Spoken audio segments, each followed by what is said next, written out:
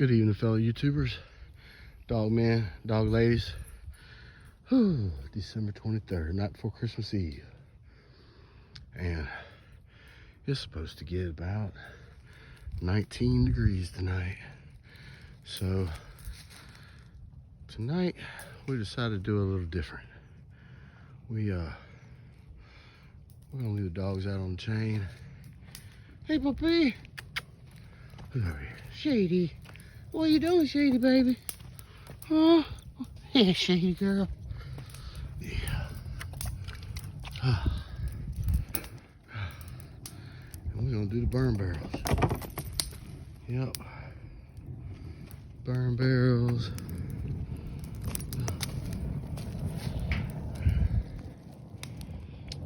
Between the dogs.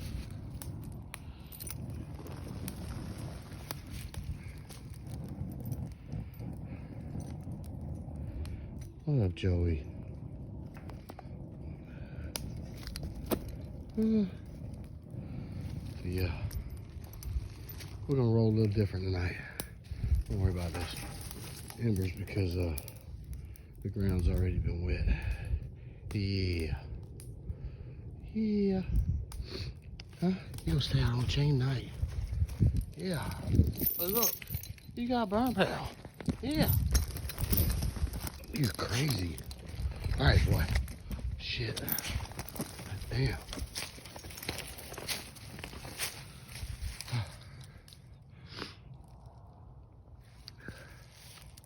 Hey, Echo, baby girl. Whew. I'm so glad it's gonna be cold tonight. Not this cold, you know, but hey, baby. But, at least you definitely know it's Christmas time. Ain't that right, girl? So, doubled up on the feed tonight. Doubled up on the fat. Yeah. You crazy, baby. You crazy, girl. Let's see. Oh, man. Yeah. I'm gonna check you. You might be coming in. I don't know. Past due. It's been supposed to be time for you to come in. Yeah. Been time. You do look good, though. You do look good. Joey, he's starting to look good. Why is it so wet over here, Joey? Huh? Huh? Is that from earlier when we changed your water? Huh? Yeah, he's a good boy. He's a good boy. He's starting to turn into a real good bulldog. He can fill into them legs. Yeah. Shady ain't used to being way out here. She's used to being close to the house. Ain't that right, baby? Huh? Good girl. Yeah. Alright. I got some heat now. Yeah, y'all got some heat now. Just gonna stay out here with it till the fire dies down. As long as y'all got hot embers in there, y'all'll be good. Y'all'll be good. Everybody got bedding. Yeah. We got the pine straw. Hang on, I'm gonna edit it down. Pine straw, wood chips, and hay. So y'all are gonna be good there.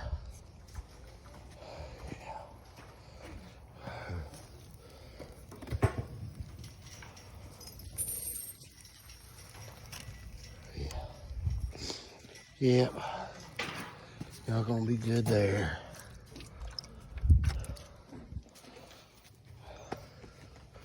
Water looks good.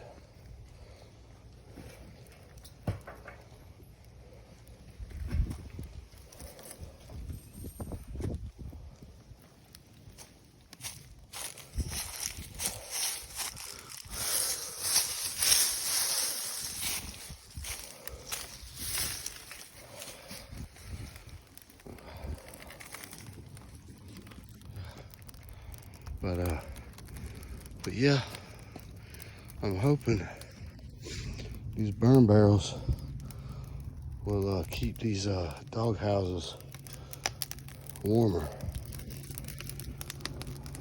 So we was out here hanging out by the fire anyway, and I had these barrels, so I was like, well, I don't know. Hey, Coco, baby. Hey, Coco. I was like, why don't I just hook up some burn barrels between the dogs? And I ain't never done that before, so we're gonna stay out here with it though. I ain't just gonna go inside. It's still kind of early around here anyway. Hey, Coco girl. Yeah. Yeah, baby. You catching no chickens? Man. Yeah. Good girl. Dang, girl. Trying to trick me. Hey, Debo. What are you doing, boy? How you doing, buddy? Yeah, he's a good boy. Yeah, he's a good boy. Man, it is already probably freezing. It's probably only about 6:30 or so, but it's already freezing. Boy, you a good boy, Debo. Yep.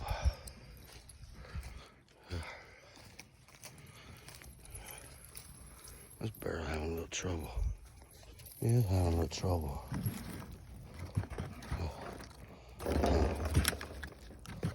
I don't know if anyone's ever tried to do burn barrels like this, like between their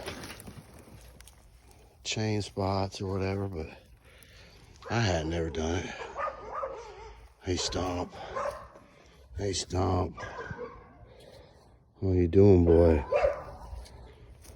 Stomper. Stomper.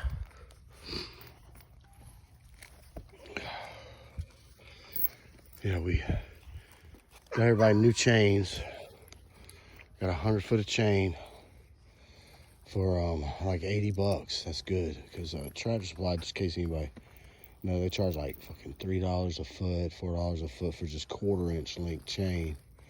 And you can go on eBay, I forget, Vector I think is the name of the company, and get 1/4 inch lengths galvanized chain, 100 foot of it for like $80. And if I remember right, it's like free shipping. So, I mean, shit, you can't beat that if you are allowed to tether in your city, or it's not against the ordinance in your city or county or whatever. Then that's a good way to go. And I don't know if anybody knows, but Randall, Randall Thornton, I believe, he's been in these dogs for quite a while. And I want to say that they raided him and took his dogs. He's been a dog man for a long time. And I know he's a good dog man, because I know a lot of other people that have done business with him, or not business with him, but just know him from the past. But anyway, I don't really know him that well. I just know he's got some decent dogs, and he's got his own family of dogs. But Airhead, they know him pretty good. And, it's just crazy what they're trying to do now, because it's Giva. Run his ass off.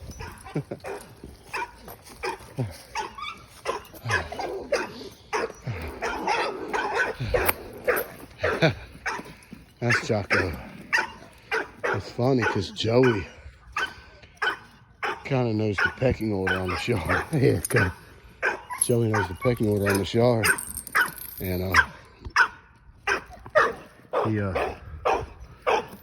knows all these other dogs supposed to be here, but he doesn't. He thinks Jocko is like a stray every time we let him out of the house to go to the bathroom, and He he doesn't think he's supposed to be here.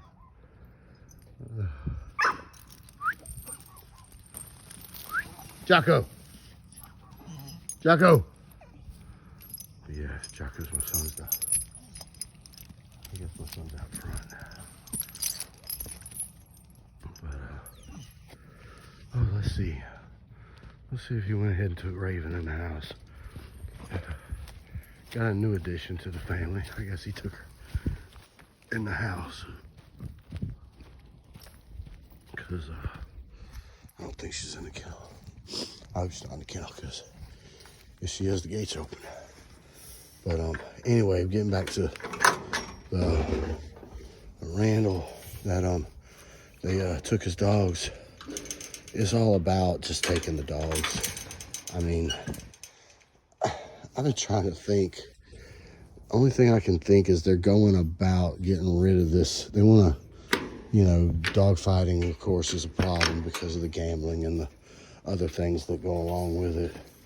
But I'm guessing that you know, they're trying to tackle it kind of like the war on drugs, where if you catch someone with a small amount of drugs, you kind of get them to tell on who their man is, and then they tell on who their man is until they get rid of the source.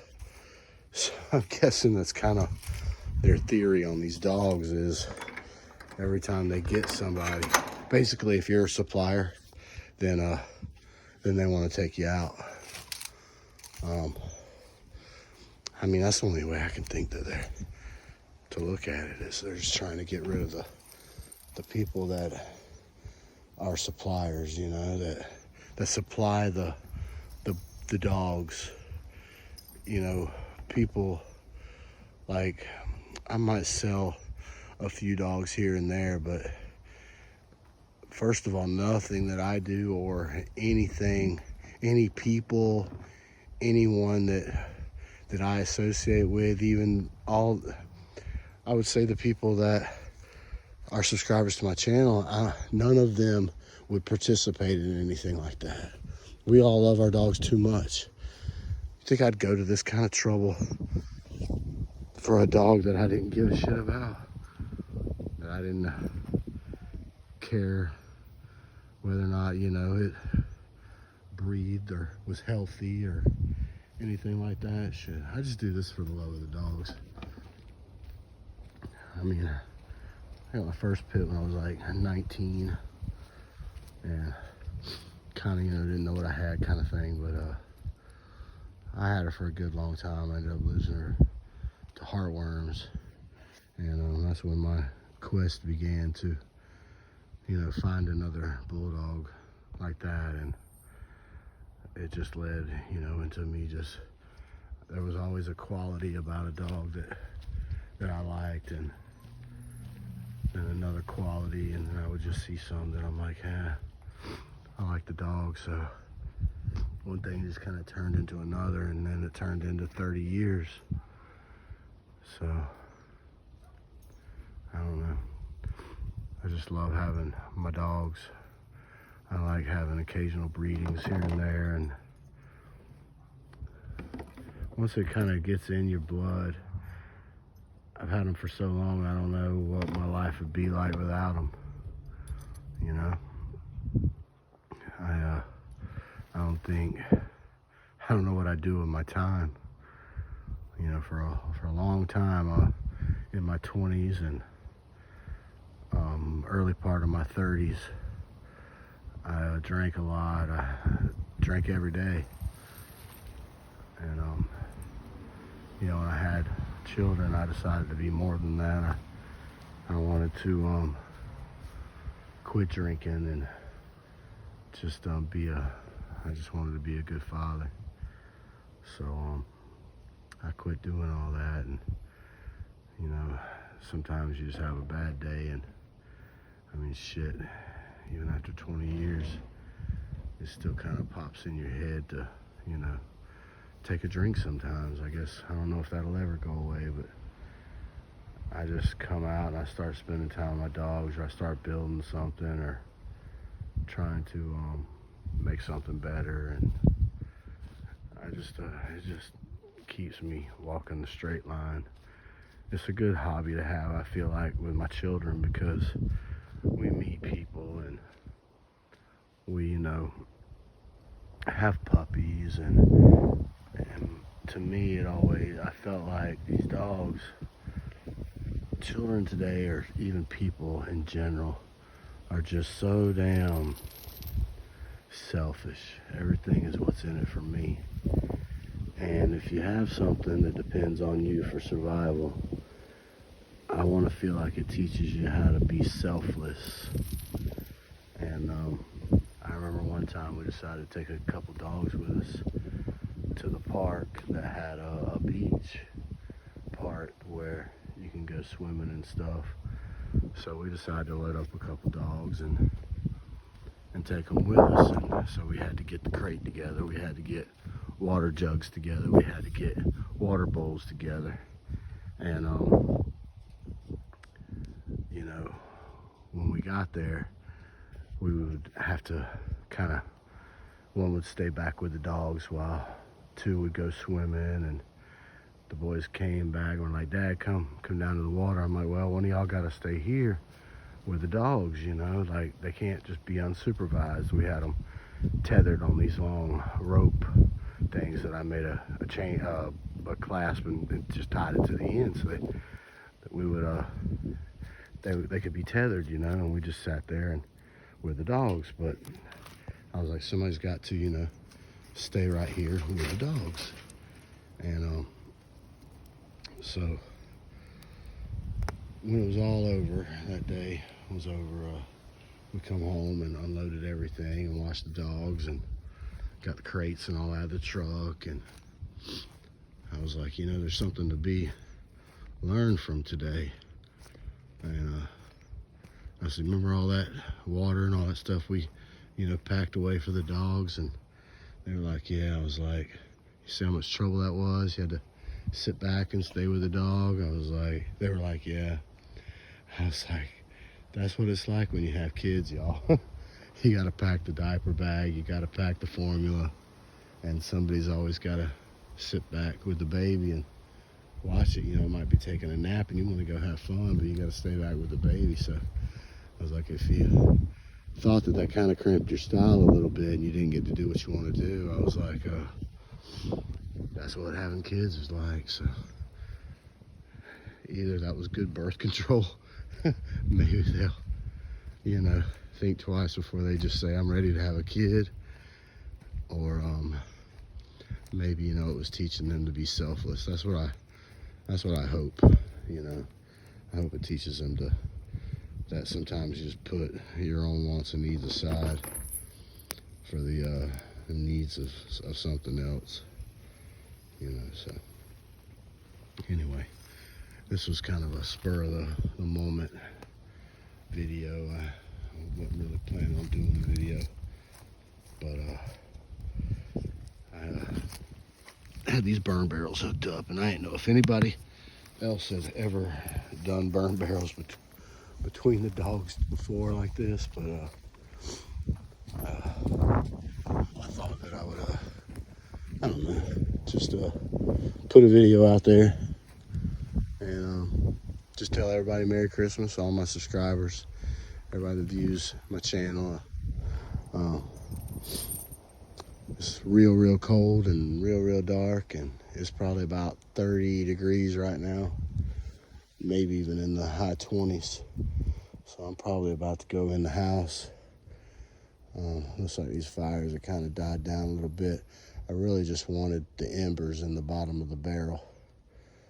So that way they could, if they wanted to, they could lay kind of beside the, the barrel and have some warmth. But even if this doesn't work, it was still kind of fun just hanging out with my son and us just getting wood and lighting the fires. It was, like I say, these dogs, I don't know if they've got it just against the breed, but I mean, the memories that me and my boys have shared, just having these dogs as a hobby are just priceless. I mean, we built all the kennels, you know, I designed, and it took us probably, we could only work on weekends, so it took us about 6 weekends to build the first set of kennels, and then we added on. That was a few more weeks because, you know, I still work a 40-hour-a-week job, sometimes more.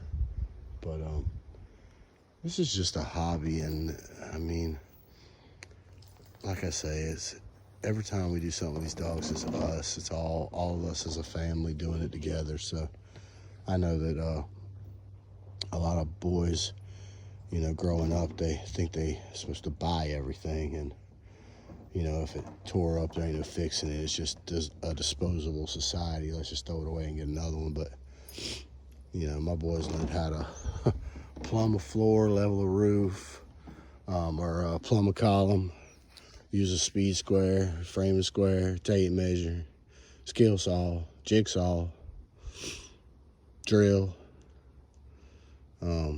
pour concrete, you know, things that they're going to need later on in their life, unless they plan on paying for everything. So, you know, they might look at these dogs as one thing, but I look at them as something completely different. Without these dogs, there'd be so many memories I didn't have with my boys, so many skills they wouldn't have. Again, trying to teach them to be selfless and not selfish. That's a rare quality today. But anyway, I hope everybody has a good Merry Christmas. Everybody's staying warm. Hope everybody's dogs are good. I'm sorry that people can't see what we see in these dogs. It's a lifestyle. It's a passion. It's what gets us up in the morning. You know, so many good memories are built just from raising and breeding these dogs that I really don't know how else to explain it, but God bless all my subscribers. It's getting cold. My nose is running down my face. That's kind of gross, but no, my nose is really running. So anyway, God bless you, everybody. Merry Christmas.